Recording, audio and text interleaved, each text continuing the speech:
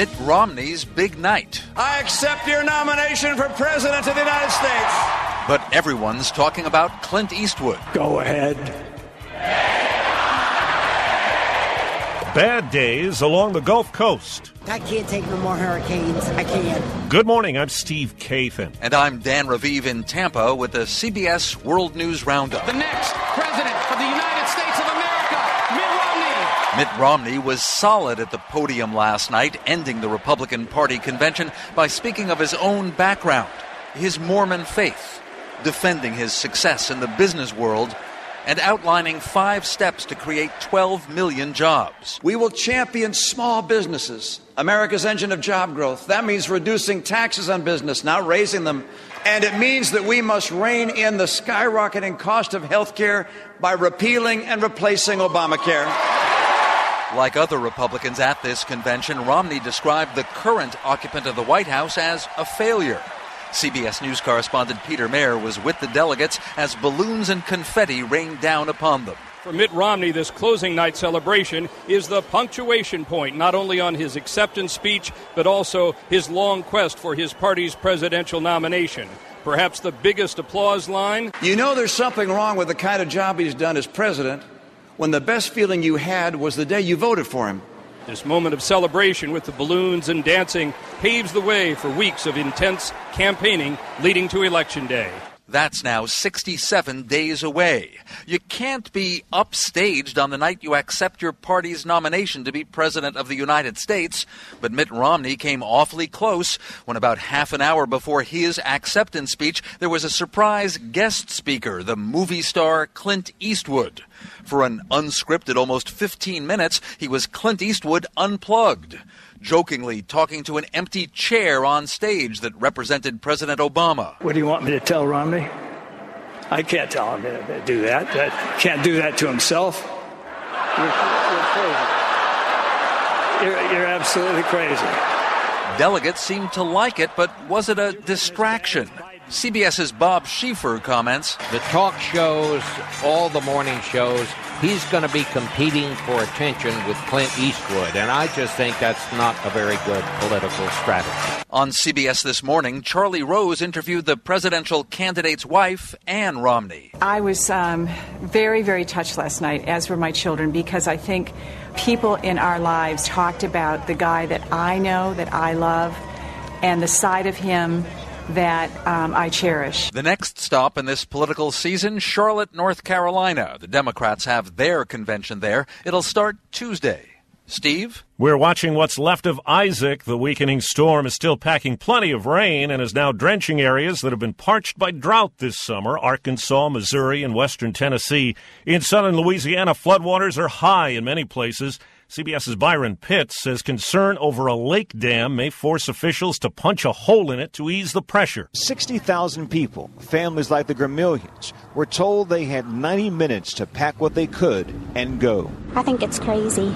We're just praying that everything will be fine. In hard-hit Plaquemines Parish, where a levee overtopped, officials confirmed the death of 2 people.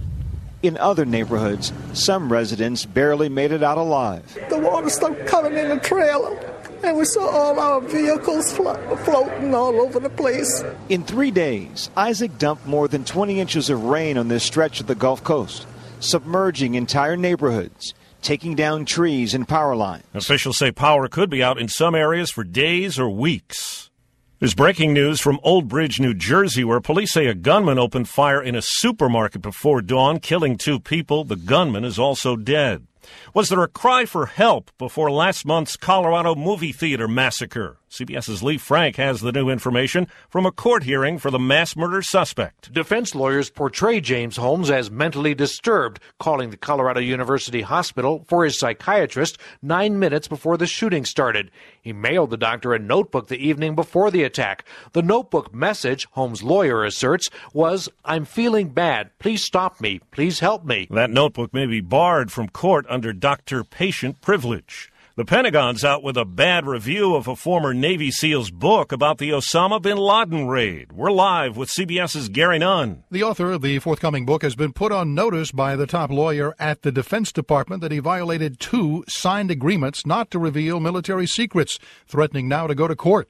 CBS News military analyst Jeff McCausland says the author may have gotten a 7-figure advance. Most people I know believe this guy, despite his protestations to the contrary, is totally in this for the money. The manuscript was not submitted for review by the Pentagon as required by those non-disclosure agreements. The publisher claims the book was vetted by a former special operations lawyer. 2 more people who visited Yosemite National Park may have been sickened by the hantavirus that's been already blamed for 2 deaths. Park officials say new double-walled cabins in Curry Village may have made it easy for mice to nest. The college football season kicked off last night. Penn State, playing tomorrow, will get plenty of attention in the wake of the Sandusky child sex abuse scandal. CBS's Barry Bagnano is in State College. Penn State starts anew under the heavy weight of unprecedented sanctions that bar this team and the next 3 from postseason bowls. Determined to restore the school's reputation, players have formed a tight bond at practices, picnics, and swimming pools. New head coach Bill O'Brien is putting their names on jerseys for the first time. I felt it was important for the people out there to know who these kids were that stuck with this program. A knoll with fresh green turf now covers this spot where Joe Paterno's statue was removed just last month. It looks like the statue and the plaques were never here. New Penn State trustee Anthony Lubrano says many rightfully accuse the university of caving in. Bitterness is going to continue until we come to grips with what ails people. And what hurts this community is the way we handle Joe Paterno. Barry Bagnetto, CBS News, State College, Pennsylvania. There's an apparent cheating scandal at one of this country's top universities. Harvard is looking into whether more than 100 undergrads shared answers on a take-home exam in an undisclosed class last spring. It's one of the most popular game shows in television history. And now The Price is Right on CBS has gone shopping to fill a job that for decades has been women's work. In Los Angeles, correspondent Steve Futterman. Over there. They lined up. Number 30. For an audition call. 27. The prize, a chance to be the first male model on The Price is Right. I grew up watching Bob Barker playing the games. They all came with high hopes. I'm always in a good mood. I'm always smiling, and I'm always having fun. Many of the men said it's about time. I've always watched the show, and as I saw the females models up there, I knew that, I can do that job too, just as great. The winner will be announced in October. Steve Futterman, CBS News, Los Angeles. And that's the CBS World News Roundup for Friday, the last day of August 2012. The broadcast is produced by Paul Ferry. For Dan Raviv in Tampa covering the convention, I'm Steve Kathan, CBS News.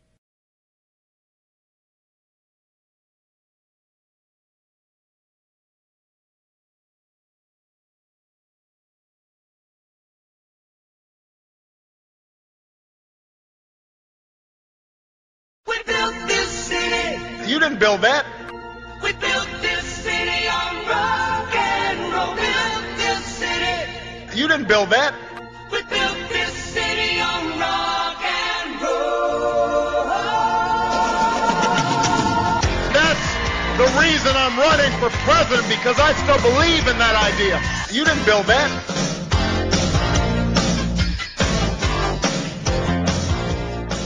You didn't build that. You're listening to Ghostfighter Radio. Blog Talk Radio.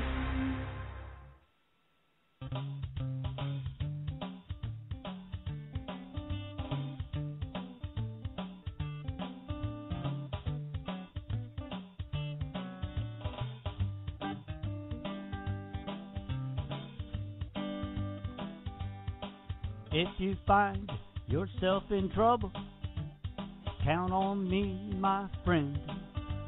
I'll get right up in trouble's face. You won't see him again. I've got the backbone, American. I've got the heart, American. I've got the will, American. Will you stand up, don't sit down. Stand up, don't back down. Stand up, shout it out. Stand up, let's make it loud. American,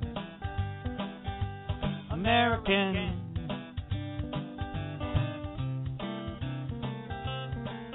Welcome to to another exciting show with Southern Sense on Blog Talk Radio. So turn up the volume and enter our chat room or grab your phones. Call in and join the conversation. Help us to restore the Republic to this country and inspire the majority to be silent no longer. Well, look me straight in the eye. Tell me what you see. I'll tell the truth every time. Yes, you can count on me. I've got the backbone, American. I've got the heart, American. I've got the will, American. Will you stand up? Don't sit down. Stand up, don't back down. Stand up and shout it out. Stand up, let's make it loud. American, American, American, American, American. Well, good afternoon, everyone, to another exciting adventure here on Blog Talk Radio. I'm your hostess with the mostest, the radio chick, and you are listening to Southern Sense. And along with me on the road, calling from his cell phone, is our coolest of co-hosts, Cool Mike. How are you doing today, Mikey? Thank you. No longer on the road. Home sweet home for me. So I am doing great. Glad everybody could be here on this Friday, Labor Day weekend of, as always, tributing our last day of August, and what is kind of established as the last day of summer, although technically it doesn't change. We're glad everybody's with us. Always a pleasure to be here with Annie. And remember, everybody, we will be posting our links in the chat room as the show goes on. Facebook and Twitter. We're reaching out to you. Come on, reach out and touch someone. Oh, Annie? And I have an exciting and nice announcement to make. I've been working on a web page for Southern Sense exclusively, and it will have a link to the show and everything on it, and people can sign up to become members and get updates and find out what's going on. So very soon we're going to be launching our very own website. Wow. Man, I'm over my head in this ball game over here. Wow, we can have our own website. Can I get a picture on there too? As long as it's not obscene. Yeah, and people can post pictures. Take a picture of yourself, listening to the show or a bunch of friends sitting around listening to it, and send it to us, and we'll be happy to put it up. That's just a good idea, isn't it? That's a great idea. I mean, with Playboy Energy, I'm always handing somebody a can, taking their picture. That's absolutely awesome idea. And, a lot of businesses do that, too. If you are wearing their T-shirt and you're somewhere, you stand by a sign that says whatever, city limits, or there's this place in Grand Rapids, Michigan, called Yesterdog. And all around their building are people who have T-shirts in amazing places, Far East, up North Pole, just everywhere. Southern Sense is reaching out to you. Absolutely. All right. Only announcement I have is just to remind everyone that here in Beaufort, South Carolina, we're having Lieutenant Dan Weekend, the 3rd annual Lieutenant Dan Weekend. The link is up in the chat room. It's LDW3.com, so they can click on it and find out what's going on. It starts on the 13th, and they'll have a fishing tournament and special nationally known fishing guides on there. We'll have the golf outing on the 14th, where we will broadcast live from the club at Cat Island, the Sanctuary Golf Course, like we did back in April. And we'll have some of the vets with us talking on air, and people can call and ask questions and talk to myself and to the vets. And we had a blast last time. But listening to some of the stories just really, it made you proud to be an American, but it also made you want to cry for what these men and women have gone through and what they continue to go through. And you know what? Their attitude is, hey, I'm here, I'm blessed, I'm alive, and I'm moving forward. And it's fantastic, really, really fantastic. So people can join us on the 14th for that. Also, we got a couple of good shows coming up. Tuesday, we're going to have Dr. Kaufman, Michael Kaufman. He's an expert on Agenda 21, so that's going to be really good. And after that, we have an author coming in, Rich Mittner. He's got a new book out, Leading from Behind, about Obama. And that's been hitting all the major TV stations and shows and so forth, but we'll be honored to have him as our guest next Friday. So we got a lot of exciting stuff coming up. Awesome. Well, and I really like your show dedication today. That's one that really hits home for me as far as our tribute to our troops. Well, this dedication goes out to the 241 members of the military who lost their lives in the 1983 Beirut bombing attacks. Many of you out there probably were not even born at the time this happened, and maybe you're not completely aware of what the entire story is. So today our dedication is to these men and women who lost their lives in a single act of terrorism. That was a big one. Yeah, it was. And at that time I was married to my first husband, who was a gunnery sergeant in the Marine Corps at 2nd Battalion, 1st Mardiv, and he knew some of these men and women that lost their lives that day. 241 lost it all at once. I bet there was not a single active duty Marine who did not know someone who passed on that day. So this is dedicated to those men and women. All right, the Beirut bombing attacks occurred on October 23rd, 1983 in Beirut, Lebanon, during the Lebanese Civil War, when 2 truck bombs struck separate buildings housing the United States and French military forces. The members of the multinational force in Lebanon, killing 299 American and French servicemen. The organization Islamic Jihad claimed responsibility for the bombing. Suicide bombers detonated each of the truck bombs in the attack on the American Marine barracks. The death toll was 141 American servicemen, 220 Marines, 18 naval personnel, and 3 Army soldiers, along with 60 Americans injured, representing the deadliest single-day death toll for the United States Marine Corps since the Battle of Iwo Jima of World War II, and the deadliest single-day death toll for the United States military since the first day of the Tet Offensive during the Vietnam War, and the deadliest single attack on Americans overseas since World War II. In addition, the elderly Lebanese custodian of the Marines building was killed in the first blast. The explosives used were equivalent to 5,400 kilograms. That equals 12,000 pounds of TNT.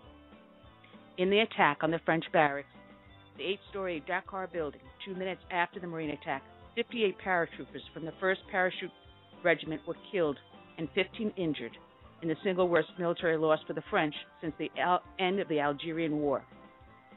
The French also lost the wife and 4 children of a Lebanese janitor at the French building. The blast led to the withdrawal of the International Peacekeeping Force from Lebanon, where they had been stationed since the withdrawal of the Palestinian Liberation Organization following the Israeli 1982 invasion of Lebanon. At around 6:20 a.m., a yellow Mercedes-Benz truck drove to the Beirut International Airport, where the 1st Battalion, 8th Marines, under the 2nd Marine Division, had set up its local headquarters. The truck was not the water truck they had been expecting, but a hijacked truck carrying the explosives. The truck turned onto an access road leading to the Marines' compound and circled a parking lot. The driver then accelerated and crashed through a barbed wire fence around the parking lot, passed between 2 sentry posts, crashed through a gate, and drove into the lobby of the Marine headquarters. The Marine sentries at the gate were operating under rules of engagement that made it very difficult to respond quickly to the truck. Sentries were ordered to keep their weapons at condition 4, which means no magazines were inserted and no rounds were in the chamber. By the time the 2 sentries were able to engage, the truck was already inside the building entryway and armed. The suicide bomber detonated his explosives, which were equivalent to 12,000 pounds of TNT. The force of the explosion collapsed the 4-story building into rubble, crushing many inside. according to Eric Hamill in his History of the Marine Landing Force. He writes, "The force of the explosion initially lifted the entire four-story structure, shearing the bases of the concrete support columns, each measuring 15 feet in circumference and reinforced by numerous 1 3/4-inch steel rods. The airborne building then fell in upon itself. A massive shock wave and a ball of flaming gas was hurled in all directions. The explosive mechanism was a gas-enhanced device, probably consisting of propane, butane, hexane, or acetylene, placed in proximity to a conventional explosive such as primacord, all of which were readily available on the retail market. The bomb was carried in a layer of concrete covered with a layer of slab marble to direct the blast upward. Despite the lack of sophistication and wide availability of its counterpotent parts, a gas-enhanced device can be a lethal weapon. These devices are similar to fuel-air or thermobaric weapons, explain the large blast and damage." Rescue efforts continued for days, while rescuers were at times hindered by sniper fire. Some survivors were pulled from the rubble and airlifted to the USS Iwo Jima, located offshore, and or to the hospital in Cyprus, or to the U.S. and German hospitals in West Germany. The last survivor pulled from the rubble, United States Marine Corps Lance Corporal James Young, Jr., had been buried for over 52 hours.